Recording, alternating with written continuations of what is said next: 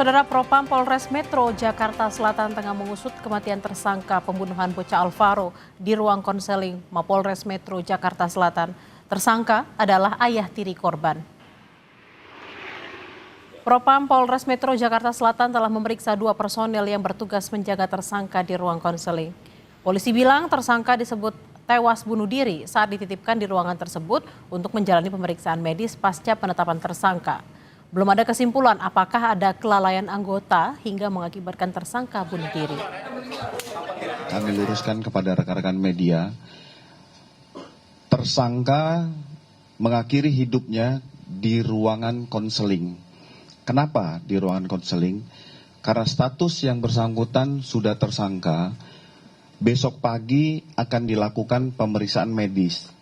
Apakah tersangka ini memiliki penyakit bawaan ataupun penyakit menular, sehingga belum bisa dijadikan satu dengan tahanan lainnya.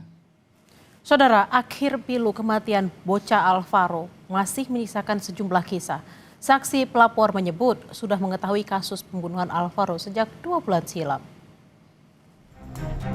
Pembunuhan. Saksi tahu itu karena diceritakan oleh pelaku sendiri atau gimana, Pak? Bukan, diceritakan oleh temannya. Temannya itu merupakan ponakan dari tersangka. Berarti ponakan tahu bahwa pelaku melakukan pembunuhan itu? Ya, Usia ponakannya yang mengetahui itu usia berapa, Pak? masih SMA, 16. 16 tahun.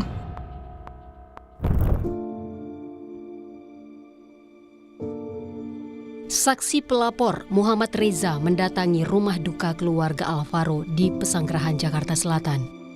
Saksi pelapor mengungkap kasus pembunuhan Alvaro pertama kali diketahui dari salah satu karyawannya yang merupakan rekan pelaku.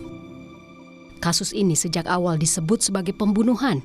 Reza menyebut sudah mengetahui kasus ini sejak bulan September, namun ia baru memberanikan diri melaporkan kasus ini ke polisi beberapa waktu lalu.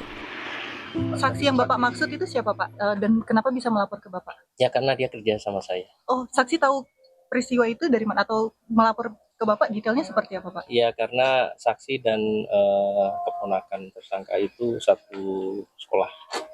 Yang dilaporkan apa, Pak? Yang dilaporkan adalah kejadian tentang terkait korban. Korban. Ya, apa yang terjadi dengan korban. Jadi sebenarnya kita sudah tahu dari bulan September, cuma keberanian saya untuk melaporkan masih takut melapor karena saya nggak ngerti detailnya. Akhirnya kemarin seminggu yang lalu saya berani untuk melapor. 8 bulan Alvaro hilang, bocah 6 tahun itu ditemukan meninggal dunia pada Minggu 23 November. Jasad Alvaro ditemukan di bawah jembatan Cilalai, Kecamatan Tenjo, Kabupaten Bogor. Bocah malang ini dibuang di tumpukan sampah usai dibunuh ayah tirinya. Remuk hati sang ibu mendengar sang buah hati telah ditemukan dalam kondisi meninggal. Arum, ibunda Alvaro Kianu yang selama ini bekerja di luar negeri, langsung pulang ke tanah air saat mendengar kabar soal anaknya.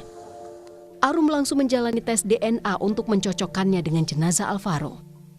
Bu, tadi sampel DNA-nya udah diambil ya sebelum kesini? Udah. Di mana tadi? Udah dilakukan di rumah sakit Polri. Apa aja tadi yang diambil sampelnya? Dari air liur aja. Terus sama ada sedikit tadi? Wawancara. Mirisnya, Alvaro dibunuh justru oleh orang terdekatnya, yakni ayah tiri. Polisi menetapkan ayah tiri Alvaro sebagai tersangka meski sempat menutupi jejak kriminal dengan berpura-pura mencari Alvaro. Tersangka bahkan sempat melapor ke polsek. Polisi menyebut motif pembunuhan Alvaro dipicu dendam ke ibu korban. Sang ayah tiri curiga ibu Alvaro selingkuh saat bekerja di luar negeri. Tersangka ini sempat memang datang ke polsek. Untuk datang ke polsek, jadi memang dari hasil jejak digital yang kita cari handphonenya pun dia juga berusaha untuk mengelabui bahwa dia berusaha untuk mencari. Sebelumnya, Alvaro terakhir terlihat di Masjid Jami Al-Muflihun Bintaro 6 Maret lalu. Selang 8 bulan, jasad Alvaro ditemukan di Cilalai, Kecamatan Tenjo, Kabupaten Bogor. Jelang maghrib, Alvaro belum juga pulang. Sang kakek tak langsung curiga karena Alvaro biasa bermain sampai malam. Menurut pengakuan penjaga masjid, Jelang maghrib, ada seseorang yang mengaku ayah Alvaro datang ke masjid. Ada orang lewat nih. Saya tanya, Pak nyari siapa? Nyari anak saya, namanya siapa? Alvaro. Oh ya udah di atas Nus, lagi pada mainan di atas. Orang itu tegas bilang ingin mencari anak saya Alvaro. Anak saya Alvaro gitu. Dari data KPAI, antara 2016 hingga 2022, jumlah kasus pengaduan anak sebagai korban penculikan fluktuatif. Di tahun 2022 saja, terdapat 28 kasus pengaduan penculikan anak. Ruang publik seharusnya menjadi tempat aman bagi anak. Kematian Alvaro jadi alarm darurat perlindungan anak. Kasus ini kian membuka mata, anak masih rentan jadi korban konflik dalam keluarga. Tim Liputan Kompas TV.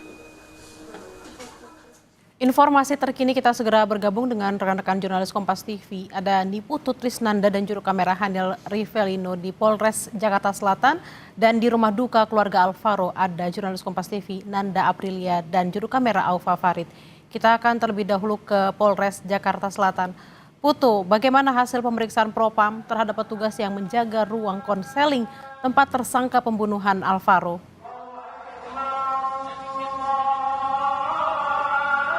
Ya, selamat siang Bella dan juga saudara. Sampai dengan saat ini proses pemeriksaan masih terus berjalan karena fokusnya yang diperiksa ini tentu saja berkaitan dengan kalau dari data sementara yang kami peroleh, 2 petugas yang diperiksa ini merupakan 2 petugas piket yang pada saat itu seharusnya menjaga ruangan konseling, di mana kalau melihat urut-urutannya begitu ya, ketika Alex ini ditetapkan sebagai tersangka setelah menjalani proses pemeriksaan yang juga cukup panjang, sudah mengakui bahwa melakukan aksinya yaitu menghilangkan nyawa dari anak tirinya sendiri yaitu Alvaro.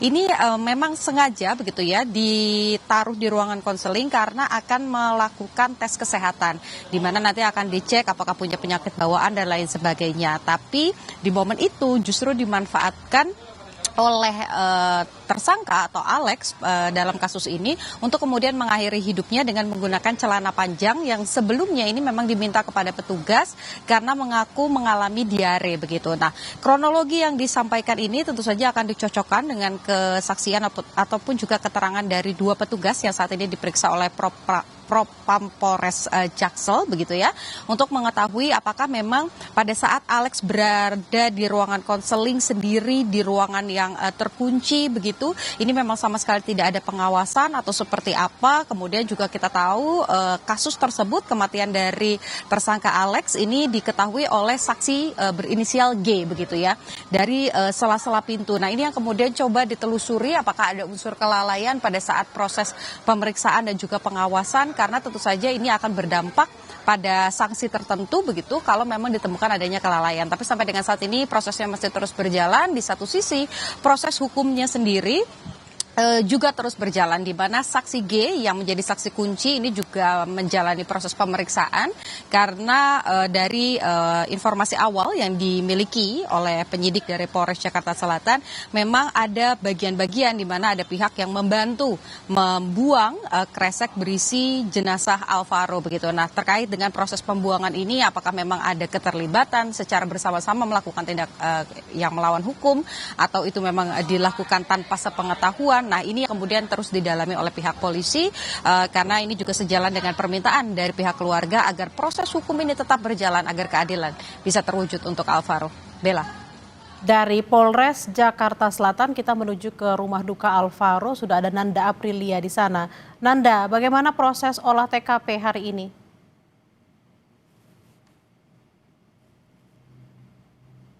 Sebenarnya untuk posisi saya melaporkan saat ini kurang lebih 800 meter dari kediaman rumah Alvaro, tepatnya di tempat kejadian perkara Masjid Jami Al-Muflihun yang berada di Pesanggerahan Jakarta Selatan yang ada di belakang saya.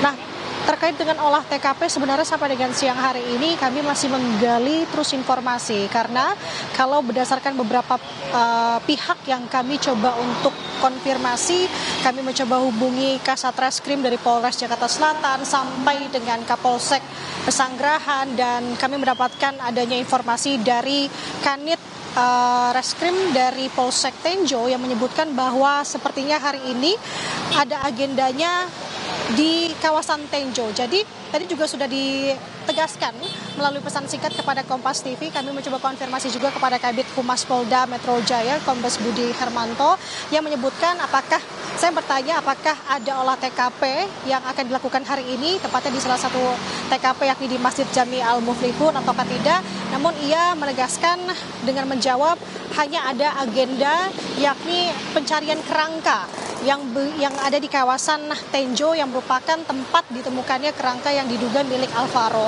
Nah, sejauh ini harusnya bahwa proses pencarian kerangka akan terus dilakukan, ini akan berlangsung di sekitar pukul 11 sampai dengan 12 siang hari ini, Bella dan juga saudara. Jadi apakah kembali lagi pertanyaannya apakah olah TKP di Masjid Jami Al-Muflihun, yang dimana masjid ini juga menjadi salah satu tempat kesaksian yang memberikan bahwa Alvaro dijemput oleh ayah tirinya yang saat ini sudah ditetapkan sebagai tersangka untuk kemudian dibawa ke Tangerang yang diduga merupakan rumah dari ayah tiri dari Alvaro ini.